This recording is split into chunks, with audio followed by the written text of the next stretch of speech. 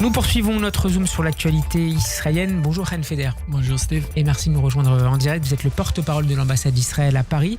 Est-ce que vous pouvez nous confirmer que les 6 derniers otages vivants qui seront libérés samedi sont bien ceux qu'a cité Pascal et que je rappelle, Avera Mengistu, Hicham Al-Sayed, Tal Shoham, Omer Shem Tov, Omer Venkert et Elia Cohen? Je peux vous confirmer le nom. Et on a aussi la déclaration de Hamas que la famille Bibas vont être passés le corps demain. Et tout est prêt en Israël pour identifier le corps demain et pour donner leur réponse pour les familles et comment, qui et chaque corps était tué. Est-ce que les autorités israéliennes disposent, au moment où on se parle, Chen Feder, d'informations précises sur le sort de Shiri Ariel et Kfir Bibas, au-delà de ce qu'a donné publiquement le Hamas hier? Malheureusement, non. Mais on va avoir probablement la réponse le plus claire demain. Est-ce que vous appelez d'ailleurs les médias à être, comme l'ont fait d'ailleurs les familles, à être particulièrement prudents concernant le sort de ces otages, annoncés peut-être comme morts? Tout à fait. On sait qu'il y a ce terrorisme psychologique de la part de Hamas depuis le début de la guerre, avec des annonces des personnes qui sont mortes, qui fin de jour étaient libérées vivants. Et pour ça, on essaie de rester toujours prudent jusqu'à les confirmations officielles de la part des autorités israéliennes. Alors, les familles des otages qui ne seront pas libérés ces prochains jours dans le cadre de la première phase de l'accord demandent aujourd'hui aux autorités israéliennes des clarifications sur l'ouverture et les conditions d'ouverture de la phase 2, des négociations au cours de laquelle tous les otages doivent être libérés. C'est le ministre, on l'a entendu tout à l'heure, c'est le ministre des Affaires stratégiques israélien Ron Dermer qui sera désormais chargé de mener ces pourparlers, pas les chefs du Mossad ni du Shin Bet. Pourquoi ce changement?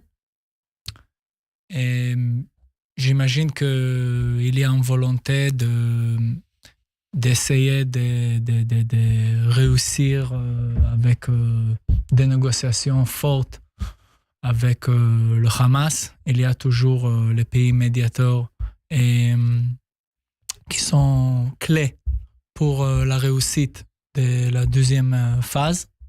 Et il y a toujours cet aspect de ne pas accepter une réalité dans laquelle le Hamas reste à Gaza. Et c'est quelque chose que le médiateur et même le Hamas doit réaliser, doit accepter pour terminer avec cette guerre. Vous dites, Chen Feder, démarrer des négociations fortes. Ça veut dire que ça n'était pas le cas ces dernières semaines, ces derniers mois, sous la direction de Ronen Bar, le chef du Shin Bet, et David Barnea, le chef du Mossad?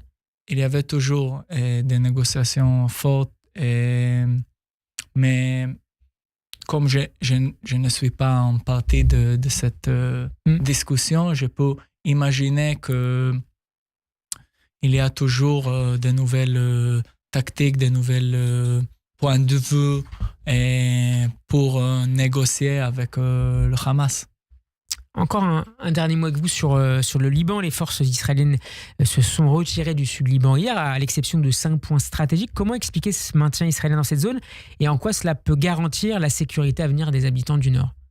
Premièrement, c'est important à clarifier que tout est fait avec la coordination entre Israël et les autres pays qui font partie de du mécanisme de sécurité pour ce Liban.